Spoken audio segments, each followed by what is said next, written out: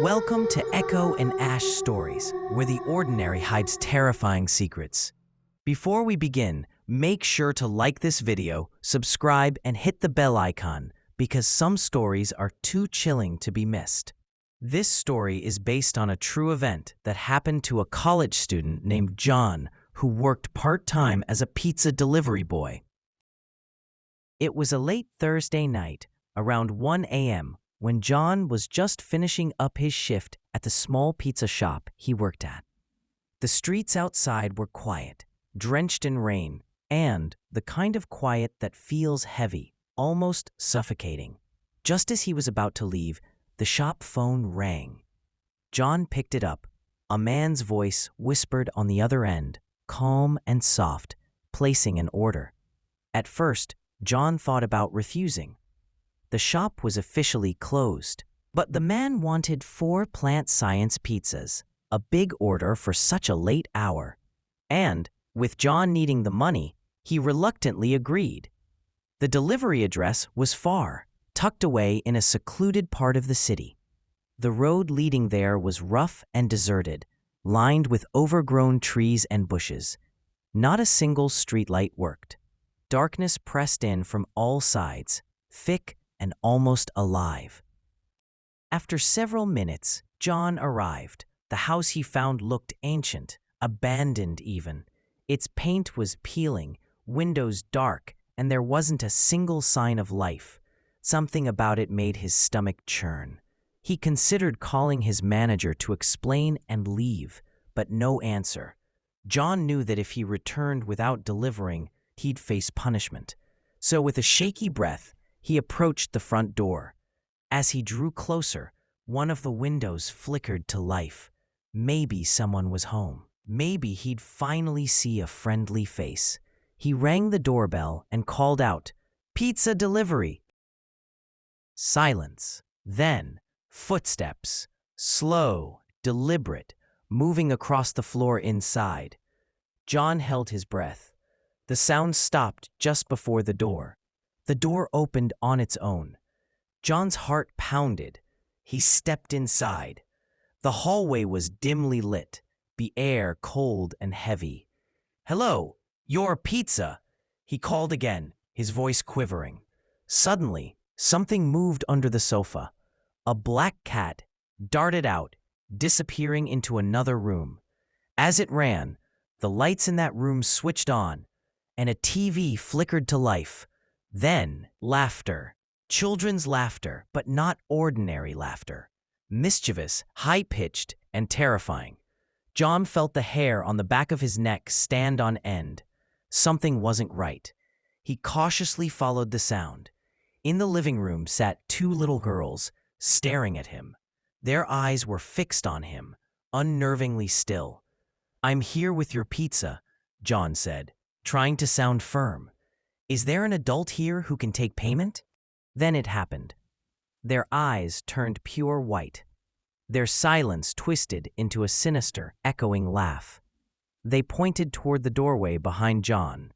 He turned and froze.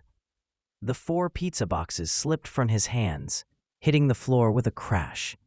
A metallic, almost rotting smell filled the air. He stumbled backward, panic surging.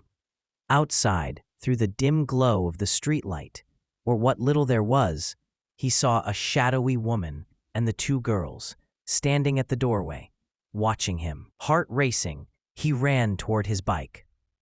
But as he mounted it, the tire hissed and went flat. The bike wouldn't start. Fear clawed at him. He ran into the surrounding woods, hiding behind a massive tree. His breaths came in short, ragged gasps, his mind racing. Minutes, or was it hours, passed. Then he heard it. Sirens, police, salvation. Summoning every ounce of courage, he ran back toward the house, and the police arrived just in time. They investigated. Inside the house, nothing. No woman, no girls, only a stray black cat, slinking between shadows. And next morning, John discovered the truth. The house had been abandoned for 2 to 3 years. Years ago, a woman and her 2 daughters had lived there. One day, they were all murdered in that very house. It dawned on John then. The figures he saw, the laughter, the eyes, those were the spirits of the mother and her daughters, trapped in that house, replaying the moments of their final night. Who had killed them? John never knew, and maybe it was better that way. After that night, John quit his pizza delivery job. But whenever he thinks back, he can still feel it. The cold air, a laughter, the eyes watching him from the shadows. Some houses aren't empty. Some deliveries aren't meant to be made. And some spirits, they never leave. It started on a quiet autumn evening. I had just moved into a small apartment on the outskirts of the city. It was cozy, affordable, and far enough from the main road to enjoy some peace. For the first few weeks, everything seemed normal. But then, I started noticing something strange. Late at night, just before I would fall asleep, I'd see a small child standing at the window across from mine.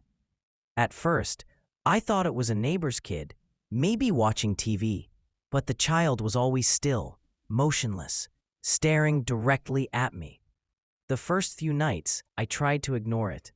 Maybe my mind was playing tricks. But then I noticed something unnerving. The child had no facial features, just a blank, pale face, staring at me with impossible intent. One night, curiosity, or perhaps fear, got the better of me. I put on my jacket and went to the window, thinking maybe I could catch a glimpse of their parents. But the building across was empty. The lights were off, not a single person in sight. I stepped back, my heart racing. That's when I realized the child was closer than before. Somehow, in the darkness, it had moved, and it wasn't outside. It was inside the apartment, across from mine. Or maybe, somehow, inside my building.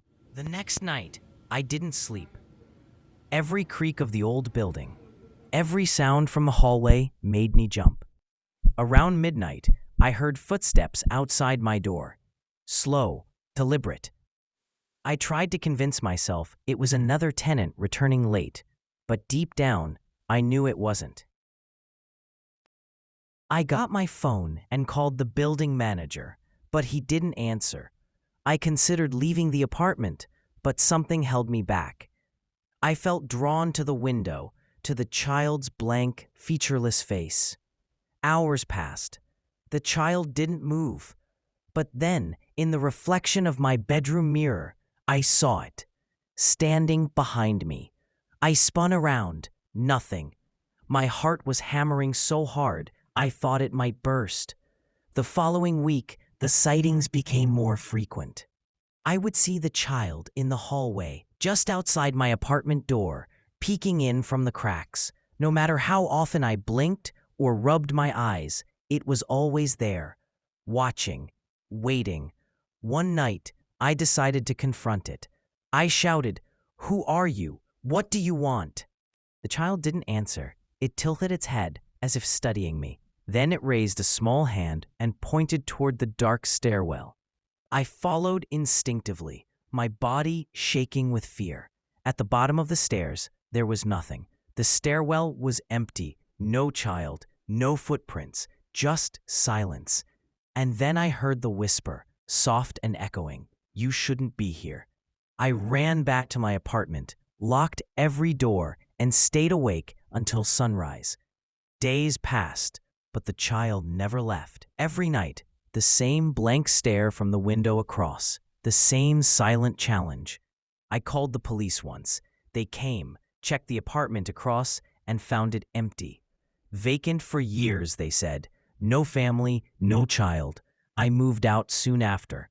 But sometimes, late at night, when I think about that old apartment, I swear I can still see the pale, featureless face, staring from a window somewhere, waiting.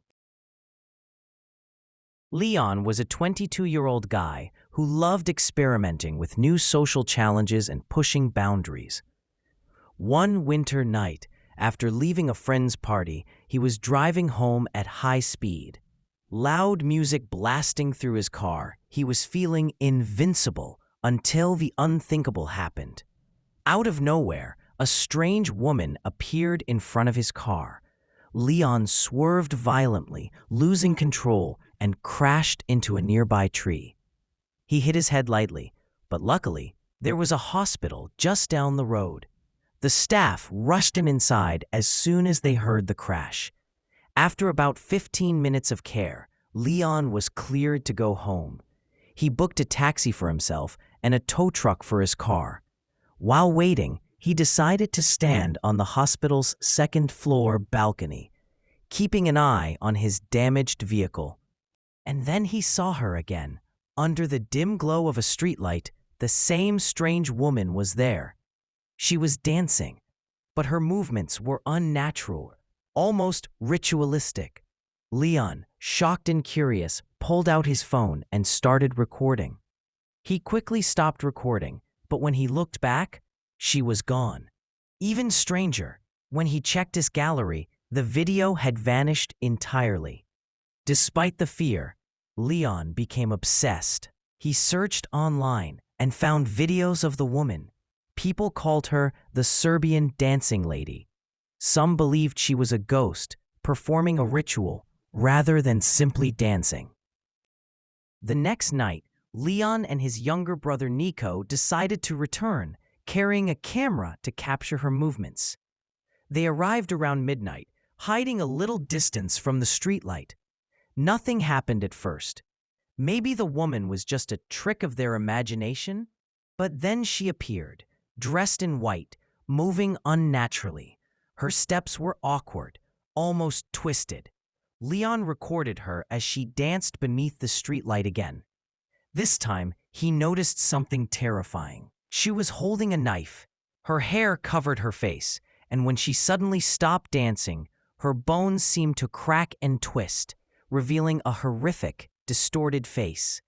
Slowly, she began moving toward Leon and Nico. Terrified, Leon ran to their car. But Nico was nowhere to be seen. He looked back and saw Nico standing near the dancing lady, seemingly frozen under her spell. Leon shouted, and Nico snapped out of it. They both jumped into the car and drove off as fast as they could. Even then, the dancing lady wasn't done. She appeared in front of the car, but Leon managed to swerve, and when he glanced in the rearview mirror, she had vanished into thin air. The next day, Nico revealed something horrifying. The dancing lady had spoken to him in some unexplainable way, claiming she could take anyone's most precious possession. From that night on, Leon's life changed forever. Eventually, a tragic twist made it even worse. He and Nico's mother died in an accident right under the same streetlight where Leon had first seen the dancing lady. Even now, both brothers have recurring nightmares of her. Nico's condition worsened to the point where sometimes he would leave their house at night and mimic the same eerie dance under the streetlight. Is the Serbian dancing lady real? We don't know. But if you ever see a woman dancing like this at night, stay far away. Who knows what she could take from you?